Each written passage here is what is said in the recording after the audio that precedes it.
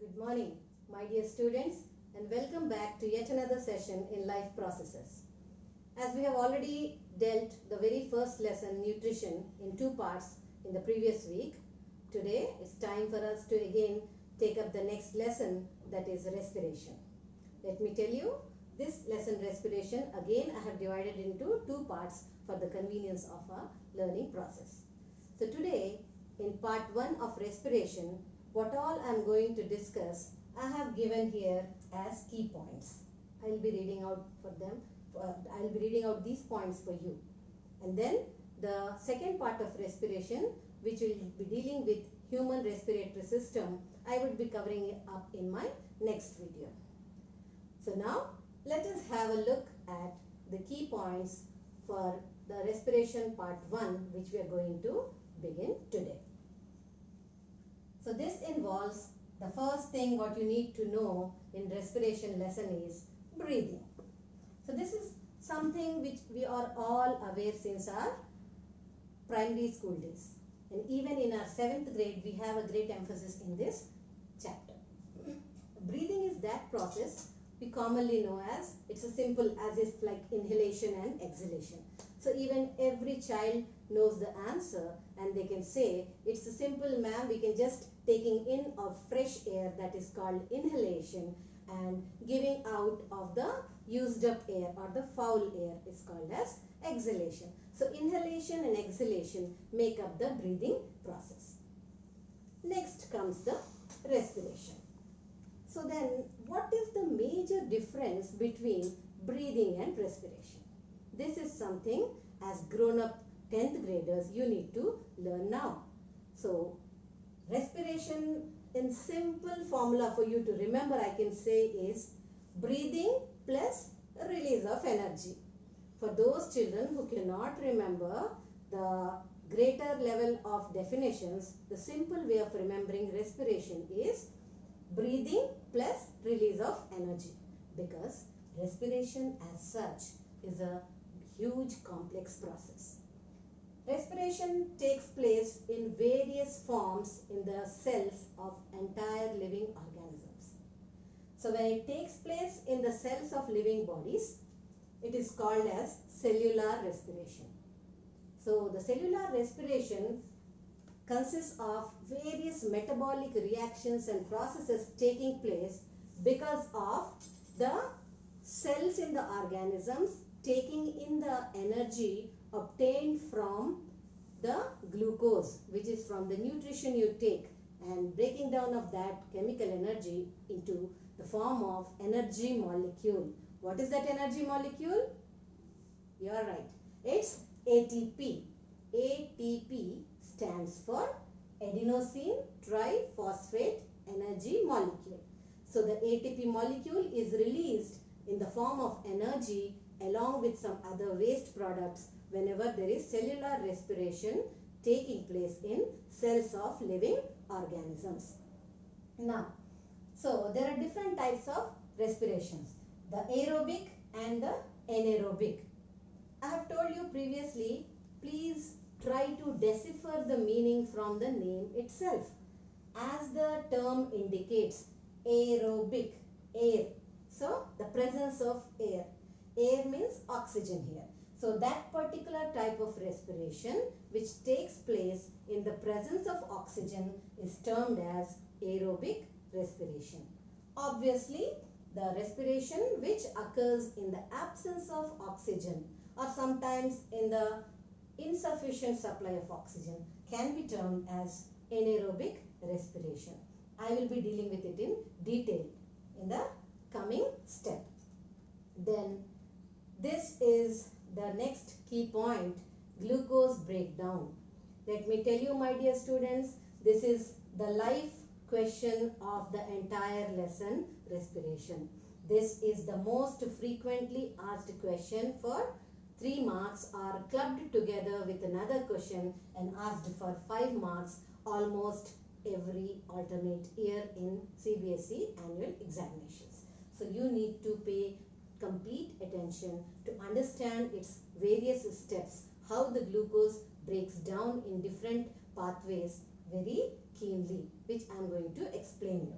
and then we will be having a look at how respiration occurs in terrestrial as well as aquatic organisms. So before I tell you the glucose breaking down pathways, let me tell you, all of you need to be very careful and pay 200% attention here. This could be asked as, what is glucose breakdown pathway, or how does the glucose breakdown occur in various organisms? Please explain in detail.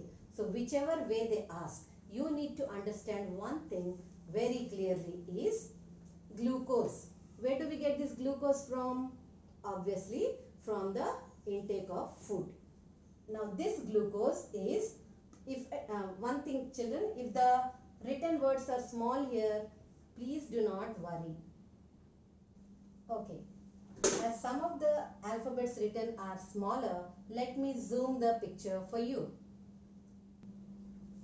So I hope the board picture is quite clear for you now. I have adjusted it by zooming.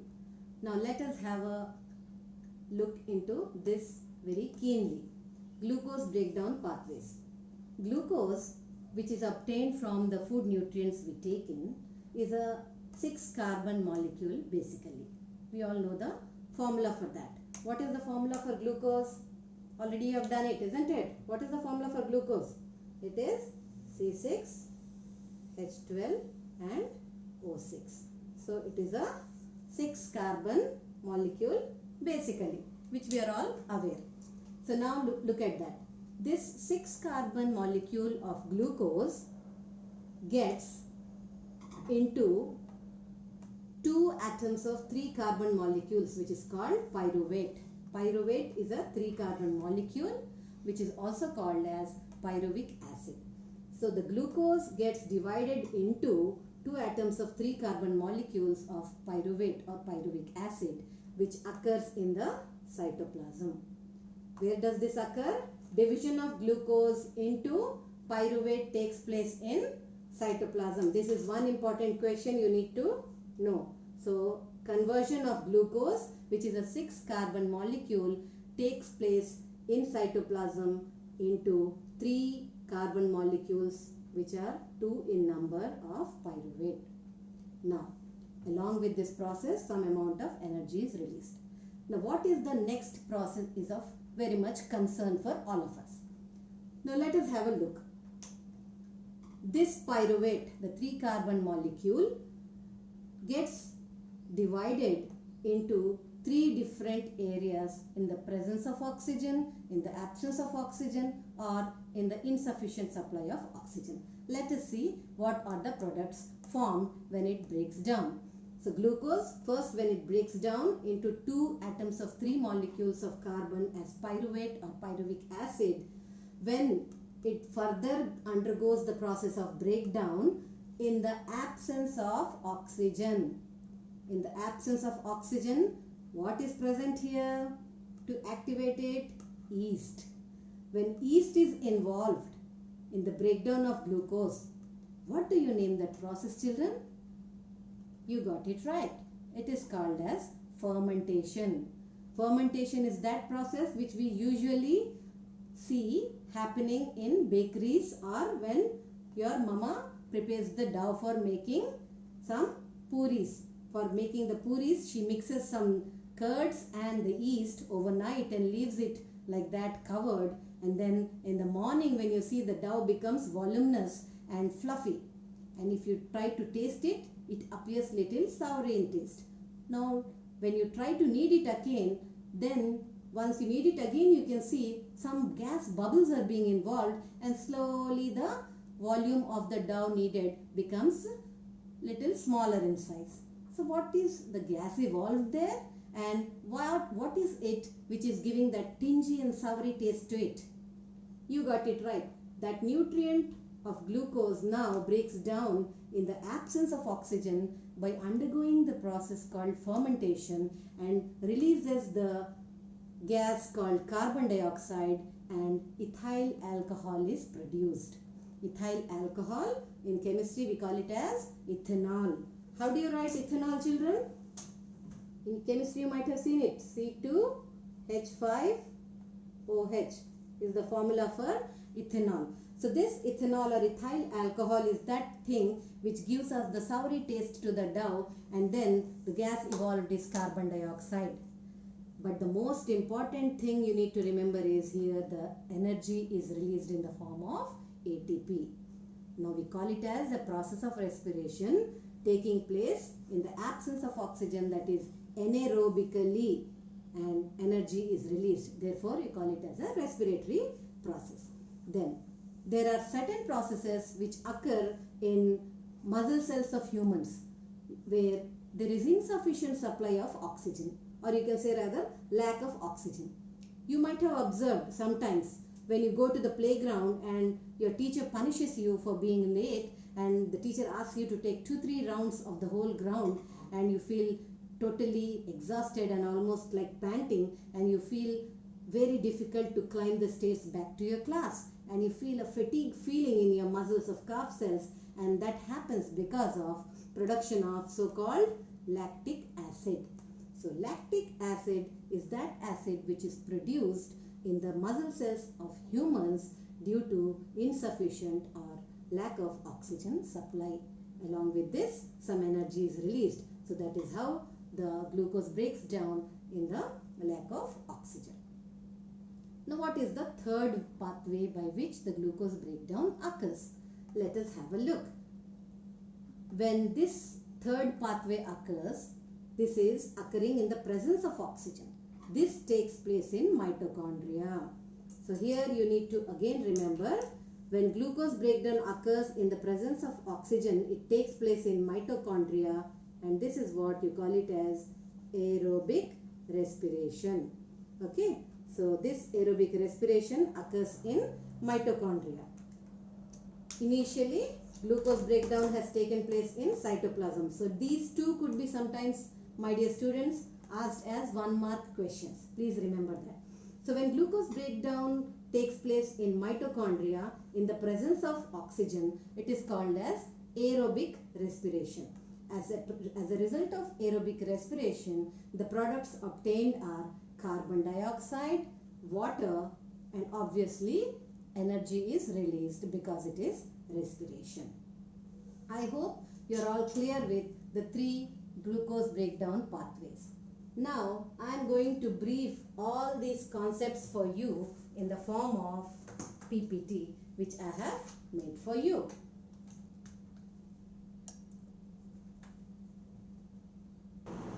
So now we are going to have a concept consolidation of what all we have learned today. The first part of nutrition, part 1 and part 2, we have already seen. Now today we have seen the key points and glucose breakdown pathway in detail in the very first part of respiration. Now here, while coming to respiration, let me tell you, when you open the textbook in your chapter respiration, you can see a diagram which shows a person blowing air into a beaker filled with some solution, and the question is an experiment with lime water turning milky when carbon dioxide is passed. This is a very important activity, children. Please make a note of it. This can usually come in board exam as 1-mark question. It can be a practical based question or an MCQ question.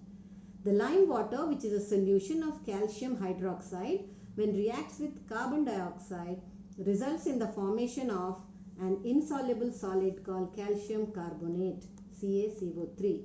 Therefore, the solution will turn milky. What you need to remember is what happens when CO2 is passed into the solution of lime water. It turns milky due to the fact that calcium carbonate is a white precipitate. Now, one more question which may arise in your mind is, adding more carbon dioxide, if you retain the same thing for a longer time, the experiment will show you nothing there again, because adding more CO2 results in the precipitate dissolving to form a colorless solution of calcium hydrogen carbonate, which may arise some doubt in the minds of certain students. If you are not able to see this very clearly, nothing to worry, because what all I have taught you today, the same PPT will be uploaded for you in your WhatsApp groups, and also my video would be again uploaded for your convenience to go through and refer as many times as required for facilitating answering the given questions at the end of this video in the YouTube link, as well as the same link would be uploaded in our school blog. Okay, now you have the major differences between breathing and respiration. The simple thing I have explained you what is meant by breathing and respiration in our key points. Now what you need to actually write in case they ask you about differences between breathing and respiration. While breathing is a physical process, respiration is a biochemical process. Breathing consumes energy, whereas respiration releases energy. Can you now guess it releases energy in which form? Yes, you got it right. It releases energy in the form of ATP molecule. Breathing is taking in of fresh air and giving out of foul air, whereas respiration is slightly different as it's the oxidation of the respiratory substrate. Now what actually involves the mechanism of breathing? This is the entire relationship taking place with your thoracic cavity. Thoracic cavity is nothing but the chest cavity. Suppose you consider your entire body as a stem and divide it into two parts. The upper chest part or the chest region is called as thoracic cavity, and the lower portion of the stem of your body below the diaphragm is called as abdominal cavity. So in the chest cavity, there are so many changes occurring during the process of inhalation and exhalation. So during inhalation, the fresh air gets in, and exhalation, the foul air which is rich in CO2 goes out. During inhalation, the thoracic cavity or the chest cavity expands, ribs get lifted upwards, and diaphragm becomes flat in shape, allowing more space for the lungs to get filled in with the incoming fresh air, which decreases the pressure of air in the lungs. Unlike this, when it comes to exhalation, the thoracic cavity or the chest cavity, what we call, contracts, the ribs start moving down, the diaphragm comes back to its original dome shaped or the convex shaped, and then this causes the lungs to get decreased in volume, and air exits from the lungs and results in pressure of air being increased in the lungs. So that is about how the mechanism of breathing occurs in the chest cavity. Now this is something which you need to understand very clearly. As I have already explained you, the cellular respiration is a set of metabolic reactions and processes that take place in the cells of organisms to convert chemical energy from oxygen molecules or nutrients of glucose into adenosine triphosphate, ATP, which is also called as energy currency of the cell, and releases some waste products. Now this respiration, when it occurs in the presence of oxygen, is called aerobic. We have already seen it in detail in glucose breakdown pathway. And when it occurs in the absence of oxygen, it is called as anaerobic respiration. So let us have a quick look at the steps involved in aerobic respiration. It occurs in the presence of oxygen. It takes place in mitochondria. The end products formed are carbon dioxide and water. Then more amount of energy is released, and the equation is glucose, which is a 6-carbon molecule, breaks down into 3-carbon molecule of pyruvate and releases out the products in the form of carbon dioxide, water and energy, and it all occurs in the presence of oxygen in mitochondria. Now let us see the steps involved in aerobic respiration. Anaerobic respiration takes place in the absence of oxygen. Where does it occur? It occurs in cytoplasm. The end products are alcohol and lactic acid. Lesser amount of energy is released compared to aerobic respiration, and because when it's occurring in yeast, we call it as fermentation, and here the glucose breaking down into pyruvate releases the ethanol, ethyl alcohol, water and energy, whereas in muscle cells the glucose is released by breaking down into lactic acid and energy. So that is how respiration takes place in the cells in a different ways. So this is the same chart I have shown you in the form of flow chart, which you need to practice thoroughly, my dear students, because It is very much important. So this flowchart you need to draw irrespective of being asked or not whenever they ask you to describe the process of glucose breakdown by various pathways. The presence of oxygen, in the lack of oxygen, and in the absence of oxygen. Coming to the very important question. Now that we have seen how exactly respiration occurs in almost all the organisms, we being terrestrial organisms, we can understand the process, but you might be getting a question in your mind, how actually the aquatic organisms undergo respiration. So this is something which you need to think it over, because there is an important question related to it. Why do aquatic organisms breathe faster than terrestrial organisms? Let me tell you children, when it comes to aquatic organisms, the very first organism which strikes our mind is fish. So you must have seen fish opening their mouth frequently and trying to gulp the water. But there is a slight bony plate on the either sides of their mouth which covers the gills, and that bony plate is called operculum. So what exactly happens is, as the fish takes in water, swallows the water through mouth, the water reaches from the mouth inside towards the gills and leaves out through the gills. But in the meantime, the dissolved oxygen in the water is absorbed by the blood cells in the fish gills. So that is how it occurs in the aquatic organisms. Now, because the oxygen in the water is less when compared to the oxygen available freely in the air to organisms like us, fish or other aquatic organisms try to breathe faster to take in more and more oxygen for order of adjustment of their respiration. So that's all for today's part. Now let us go to the question session. Today I have given you again 5 questions which are important to this part of respiration. The first question is, discuss briefly the mechanism of breathing and respiration in organisms. With the help of the PPT and the video, you can answer these questions easily. Next question, differentiate between aerobic and anaerobic respiration. Then the third question is, what is meant by cellular respiration? Name the molecule of energy released during this process. What is its significance? So you have to begin. There are 3 parts of questions in this question number 3. You need to begin every part of answer from a different line. Is that clear? That is how we answer such questions. Now coming to the 4th question.